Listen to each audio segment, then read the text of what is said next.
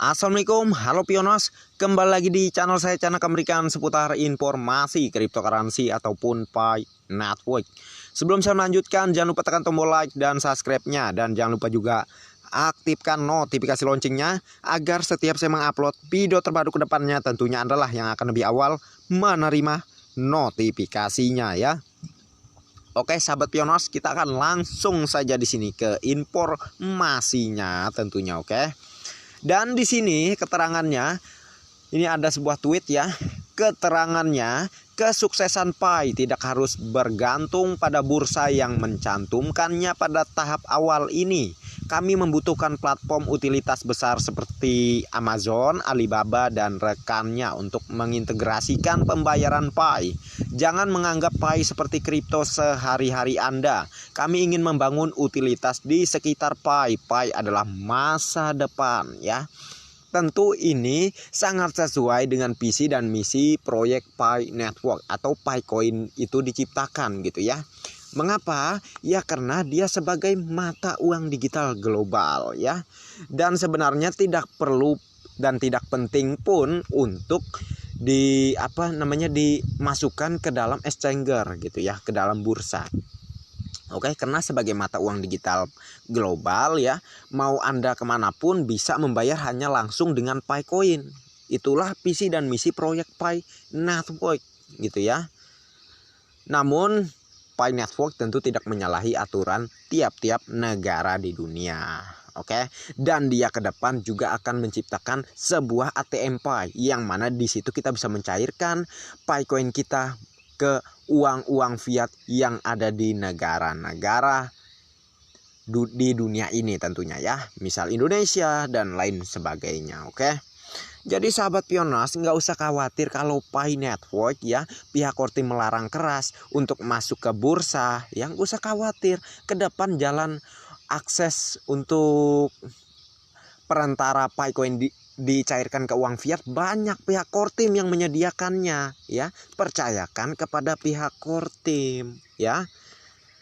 Ini malah ngeyel dibilangin pihak kortim sudah menegaskan di pasar open mainnet belum bisa Picoin ini belum kerjasama dengan bursa atau kripto lain di kripto exchanger gitu di luaran sana. Masih ngeyel mengatakan bahwa Pi sudah kerjasama dengan bursa dan exchanger. Itu goblok. Pihak kortim nampak-nampak di tweet asli resminya mengatakan bahwa di pasar open mainnet tertutup ini belum bisa ya. Dan di bursa luaran sana dan di exchanger luaran sana itu bukan koin real, bukan koin asli ya. Itu hanya sebagai tipuan yang mana digunakan oleh si tukang serok gitu ya, dan juga oleh bursa mereka sendiri, yang mana nanti kalau misal ada para pionas ya yang mau beli koinnya, koin Pi yang ada di bursa tersebut, dan akhirnya seperti kejadian sebelumnya ya, hilang ya, uangnya hilang, koinnya nggak dikirim karena koin apa? Koin palsu ya kan ya, nggak masuk sama jaringan Pi. Udah dibilangin kok ngeyel ya. Dan di sini ya juga ada nih sebuah informasi. Jangan bandingkan Pi dengan mata seperti cryptocurrency BTC dan ETH. Pi Network berbeda. Yang pertama, node terbesar luar di seluruh dunia. Yang kedua, kecepatan transaksi cepat untuk transaksi barter. Yang ketiga, perlindungan lingkungan pertambangan ponsel pertama dan hemat energi. Yang keempat, memiliki Pi browser.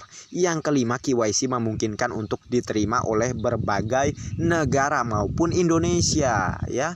Lucu kalau Indonesia mau memblokir Pi Network ya. Kalau kalian percaya sama Pak Chandra Teja, buktikan di Play Store apa udah keblokir Pi Network. Kalian masih percaya sama Pak Chandra Teja? Goblok, udah ya selesai. Dan di sini Web3 siap menerima jumlah yang tidak terbatas ya. Pi Network ya Dia berdiri di blockchain Web3 atau Web3. Itulah keunggulan dan kehebatan dari Pi Network ketimbang cryptocurrency sebelum dan sebelumnya ya. Tentu sebagai mata uang digital dunia ya, maka untuk pembentukan nilainya itu tergantung dari apa yang disepakati oleh para pioneers itu sendiri ya. Bukan hanya disepakati, namun dibuktikan dengan transaksi kita menilai Pi ini di angka berapa sih, di nilai berapa sih gitulah ya. Seperti halnya pioneers di China sana membentuk nilai Pi coin ini setara dengan 314.159 US dollar, dan nilai ini sudah menyebar ke berbagai negara lainnya ya, maupun juga di Indonesia ya, di Kamerun dan juga negara mana tuh pokoknya udah nyebar lah ya, namanya aja konsensus global, tentu internasional banget pokoknya ya. Jadi itulah mengapa saya punya keyakinan bahwa Pi coin ini ya setidaknya nggak jauh dari harga nilai konsensus global pada awal open mainnet ya. Karena seperti yang dikatakan Dr. Nicholas Kokalis sendiri, nilai Pi tergantung kesepakatan oleh para pioneers itu sendiri. Tergantung bagaimana para pioneers menghargai Pi coin ya di fase mainnet tertutup ini. Oke. Jadi itulah sekilas keunggulan dan maksud dari Pi coin diciptakan. Oke, semoga tercerahkan dan salam cerdas Indonesiaku. Ingat, walaupun ke depan ya secara perhitungan bahwa Pi coin ini memang akan bernilai tinggi, jangan ngutang. Jangan jadikan ini sebagai bahan pembuktian gitu ya, maksudnya ke orang-orang yang mana ingin kalian katakan kalian akan bakal jadi miliarder kayak gitu ya. Dan saya ingin ngutang nih, mau ngutang mobil nih, mau ngutang rumah mewah nih. Jangan di fase enclosed mainnet ini. Kita itu harus cerdas, sabar dan tunggu open mainnet. Ingat, kekayaan yang diraih itu nggak ada yang dalam waktu hanya sekejap atau hanya beberapa tahun saja langsung jadi triliuner. Nggak ada cuy ya. Jadi harus memahami proses. Oke, memahami proses dan selalu berusaha dan melakukan yang terbaik ya. Dan yang terutama harus punya prinsip ya. Harus punya prinsip. Jangan seperti ombak di laut, kena angin ke kiri ikut ke kiri, kena angin ke kanan ikut ke kanan. Di ombang-ambing Pak Teja mau ya, itu goblok. Harus punya prinsip. Bagaimana cara Anda belajar sebelumnya dan apa yang sudah Anda pelajari, dan apakah membuahkan sebuah keyakinan apa di diri Anda terhadap Pi Network sehingga Anda ingin bergabung di Pi Network gitu ya. Jadi harus kayak gitu. Dan yang paling saya sangkal adalah kemunafikan juga ya.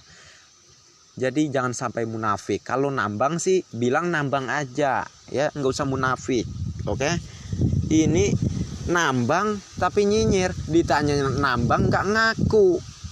Lucu banget ya. Kalau nggak nambang kok tiap-tiap informasi Pi Network diikutin ya. Bayangin kalian, pikirkan aja secara akal.